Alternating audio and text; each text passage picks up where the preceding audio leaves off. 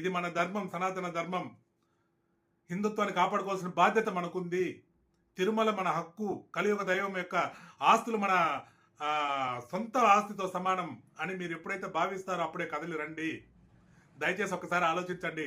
రేపు ఉదయం 10 గంటలకి టీటీడీ ఏడీ బిల్డింగ్ వద్ద మళ్ళీ నిరసన కార్యక్రమం తెలియజేస్తున్నాం. ఆ నిరసన కార్యక్రమంలోనే ప్రకటిస్తాం, నిరాహార దీక్ష లేకపోతే ఆమరణ నిరాహార దీక్ష మహా యజ్ఞంలాగా సాగాలి. అప్పటికి కానీ ప్రభుత్వం దిగిరాదు. మా గౌరవనీయులైనటువంటి పవన్ కళ్యాణ్ గారు ఈ తిరుమల విషయంగా ఇక్కడికి వచ్చి ప్రమాణం చేసి వెళ్ళారు. దాని తర్వాత ఇంతవరకు నిద్రపోతానే ఉన్నారు. సనాతన ధర్మం గురించి ఒక మాట లేదు, ఉరుకులేదు, పలుకులేదు.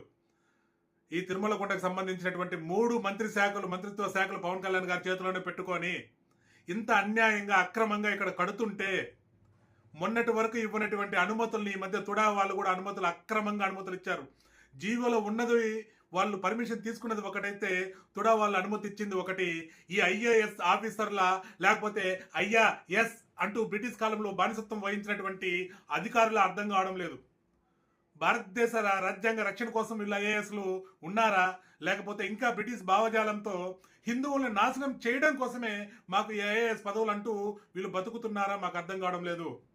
ఈ రాజకీయ నాయకులు ఏ ప్రభుత్వం వచ్చినా వీళ్ళు బ్రిటిష్ నాయకుల్లాగానే కనపడుతున్నారే కానీ స్వతంత్రం వచ్చినటువంటి భారతదేశంలో భారతీయులకి, అందులో హిందువుల నుంచి వస్తున్నటువంటి ఈ హిందూ నాయకులను మాత్రం మాకు కనిపించడం లేదు.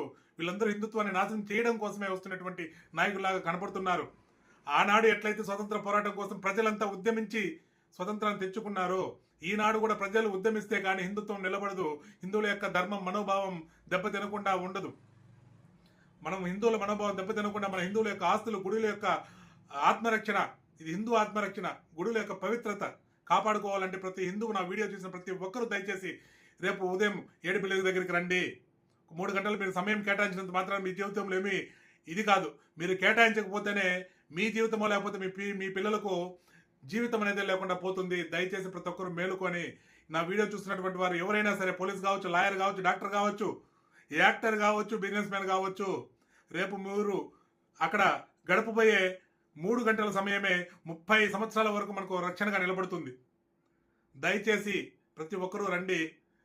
హిందువులు బాగుండాలి, వెంకటేశ్వర స్వామి ఆస్తులు బాగుండాలని కోరుకునే ప్రతి ఒక్కరిని నేను శిరస్సు ఉంచి ప్రాధాయపడి వేడుకుంటున్నా. దయచేసి రేపు నిరసన కార్యక్రమంకి రండి.